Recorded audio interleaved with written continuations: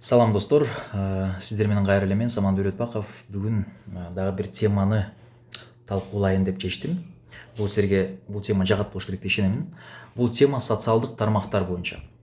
Алар жөнүндө сүйлөшөбүз. Социалдык тармактардын ролу өтө чоң, өтө бийик азыркы заманда. Instagram, TikTok, Facebook, Одноклассники, Mail.ru, Агент, YouTube жана башка социалдык тармактарда биз көбүнчө отурабыз, окуйбуз, бир маанилүү, жакшы маалымат менен бөлүшөбүз. Андыктан аларды кантип туура колдонуш керек? Кантип ошолорду монетизация кылсак болот? Кантип ошолордон киреше акча тапсак болот деген бир теманы козгогум келет. Негизи социалдык тармактарда колдонуучулар эки типке бөлүнөт. Бирөө көрүүчү болсо, жөн эле көрөт. Экинчиси контент жасайт. Ошол контент жасап, видеолорду чыгарат, сүрөттөрүн чыгарат, активдүү түрдө колдонот да. Андыктан өзүңүздөр чечесиздер, кимиси болосуздар. Бирок мен бүгүн ошол көрүүчүлөргө эмес, көрүүчүлөргө да болушу мүмкүн, ошол көбүнчө контент жасаган адамдарга кайрылып кетет элем. Ошолорго балки менин эрежелерим таасир берип, бир пайдалуу болушу мүмкүн. Биринчи эрежебиз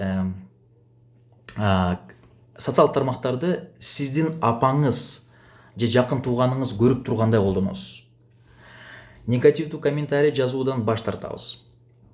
Башка бирөө жөнүндө ушак айтуудан баш тартабыз. Эгерде биз аны билбесек, жөн эле имишкен деп туруп баягы комментарий жазаардын астында, эгерде мен ошол комментарийимди апам көрүп калса эмне деп ойломок, же ошол видеону чыгараардын астында менин тиги атам көрүп калса эмне деп ойломок деп, ошону ойлонуп туруп анан жазабыз достор. Андыктан ошол принципти колдонсоңуздар, көп негативден, көп эмоционалдуу нерселерден айрыласыз дагы, баягы өзүңүзгө ошол социалдык тармактардын үстүндө, интернетте позитивдүү имидж калтырасыздар. Бул биринчи эреже. Экинчи эреже интернет портрет деп аталат. Негизи ар бир адамдын өзүнүн жеке жашоосунда портрети бар. Мисалы, мени жакындан тааныган досторум, туугандарым ырчы катары көп тааныбайт. Баягы унутуп калышат да. Мени баягы ишкер, финансист, айтишник деп билишет да көбүнчөсү, мисалы жакын досторум. Бирок социалдык тармактарда мени көбүнчө ырчы катары, блогер катары таанышат. Андыктан бул менин социалдык тармактарда портретим да. Силер дагы өзүңүздөргө портрет тандаңыздар. Мисалы, Асель там Аселевна деп коелу. Өзү мисалы 3 эненин апасы болсо, жеке баягы үйдөгү кожойке болсо, бирок мисалы тамак жасаганды жакшы көрөт аябай. Ошол жөнүндө блог кылгысы келет.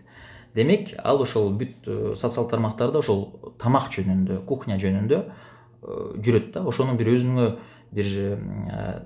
өзүңүздөргө ошол портретиңизди аныктап туруп анан ошонун үстүндө иштеңиз достор. Бул ошол кайра эле айтмакчы контент креаторлорго арналган бир сунуш. Үчүнчү эреже дейбизби же дагы бир пикир дейбизби? Баарыбыз адамбыз. Андыктан адам болгон соң идеалдуу адамдар жок. Социалдык тармактарда тем более. Артыкчылыктарыбыз болсо, кемчиликтерибиз дагы андан көп. Андыктан өзүбүздү гана эмес, ошол сиз көрүп турган актерлор болушу мүмкүн, шоу бизнестин адамдары болушу мүмкүн, политиктер болушу мүмкүн, баягы таасир бере турган адамдардын баардыгынын кемчиликтери бар достор. Ошону билип, фильтр аркылуу алардын жакшы гана жактарын өзүңүздөргө сиңирип алып, жаман жактарын, кемчиликтерин аларга калтырып коюңуз. Макулбу? Ошондо гана сиз дагы ошолордун жакшы жактарын эреже катары алсаңыздар, сизге дагы бул чоң пайда алып келиши мүмкүн. Төртүнчү эрежебиз, ошол артыкчылык, кемчилик боюнча айтып кеттим. Артыкчылыктарды ар дайым, бирөөнүн артыкчылыгын көрсөңүздөр, бирөөнүн жакшы бир максатка жетишин көрсөңүздөр, ийгилигин көрсөңүздөр, көпчүлүктүн алдында мактаңыз, жакшы бир комментарий жазыңыз, позитив менен бөлүшүңүз. Эгерде кемчилигин, жамандыгын көрүп калсаңыздар, анда көпчүлүктүн алдына чыгарбаңыз.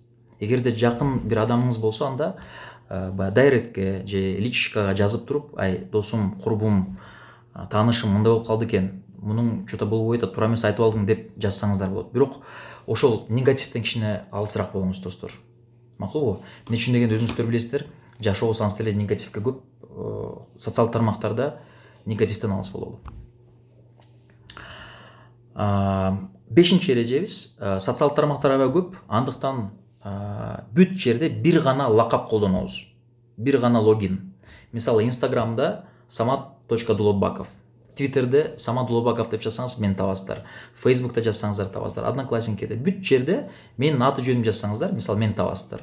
Кээ бирөө мисалы там the best guy деп бир жерге чыгат, экинчиси Bishkek boy, же үчүнчүсү там the musician girl депчи, понимаете? И ар бир жерде ар кандай лакаптар бар да, анан таң калып каласың, кандай кылып табам, эмне кылып табам. Өзгөчө бул ошол баягы корпоративдик компанияларга арналат. Мисалы эми малый средний бизнесте жүргөн, ошол услугаларын берген ошол жаштарга же ошол компанияларга арналат. Бүт жерде бир гана лакап колдонуңуз, достор. Бул өтө маанилүү нерсе, сизди тапканга оңой болот.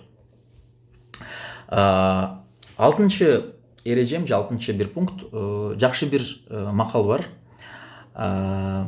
Бир нерсени жазаардан мурун 7 жолу өлчөп, анан бир жолу кес дейт. Социалдык тармактарда да ошондой. Бир нерсени чыгараардан мурун, публикация кылаардан мурун же жазаардан мурун, комментарий калтыраардан мурун 7 жолу ойлонуп, анан бир жолу кылыңыз. Мен жогоруда айтып кеткендей эле, көп жыл мен өзүм программист, айтишникмин. Лицейде баягы окуп жүргөндө олимпиадаларга катышып, жакшы орундарды алып, баягы IT жагында жакшы эле түшүнүгүм бар да. Мен силерге бир нерсени айтып коеюн. Интернетке кирген ар бир маалымат эч качан ал жерден жоголбойт.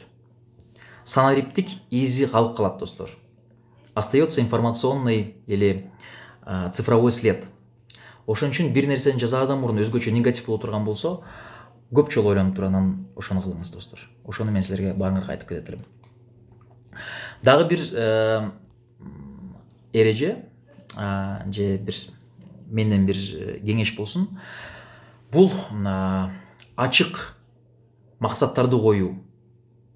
Мисалы, ар бир адамдын өз максаттары бар. Бирок ошол максатыңызды, ошо кыла турган нерсеңизди интернетке жазып алыңыз. Мисалы, мен 2 айдын ичинде 10 килограммга арыктайм, сөз берем деп туруп, келеген бир пост жазып интернетке баягы өзүңүздүн максатыңызды билдириңиз да.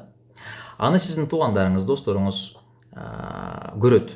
Анан сизди баар ой азаматсың деп мактай башташат. Ошол ар бир мактоо, ошолордун ишеничи силерге чоң күч дем берет дагы, ошол максатыңызга жеткенге чоң бир түрткү болот, достор.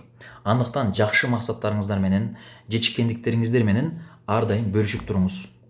Балким силерди ошол бир жаш өспүрүм же бир студент көрүп, сиз дагы ошого бир чоң бир таасир бересиздер, достор. Аны өзүңүздөр билбей туруп таасир бересиздер, макулбу? Ошон үчүн ошол нерсе менен бөлүшүп туруңуздар. Жана 8-нчи эреже болсун, же бир акыркы сөз болсун. Негизи социалдык тармактардын азыркы заманда ролу өтө чоң. Эгерде сиз өзүңүздүн атыңыз, жеке атыңызды, брендиңизди же компанияңызды өнүктүрөм десеңиздер, сөзсүз түрдө социалдык тармактарды эң чоң инструмент катары колдонуңуз. Айткандай эле, ар дайым изденүүдө болуңуз. Эмнени чыгарышым керек? Эмне адамдарга кызык болот? Эмне үчүн дегенде, эгерде сиз ошол аудиторияны өзүңүздөргө тартып алсаңыздар, достор, анда сиз ошол аудиториянын артында сизди тааныган, ошо сизди адам катары таанып калабы, же сиздин продукцияңызды, же сиздин услугаңызды таанып калабы, ошол адамдар сиздин клиенттериңиз да болуп калышы мүмкүн да.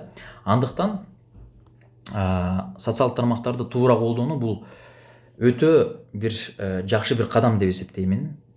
Ошон үчүн, достор, дагы бир жолу айтып кетейин, негативден арыраак бололу, жалаң гана позитивдүү нерселерди чыгаралы жана ошол позитивдүү нерселер менен бөлүшөлү. Макулбу? Балким мен айтпай калган, атабай калган дагы бир эрежелер бардыр, пункттар бардыр. Эгерде ошондойлор болсо, жазып коюңуздар, комментарий кылып калтырып. Балким ошо мени көрүп тургандар, окугандар дагы ошол эрежелерди окуп, дагы таасирин алар, достор. Андыктан чоң рахмат. Көрүшөбүз. Урматым менен мен Самат Дөлөтбеков.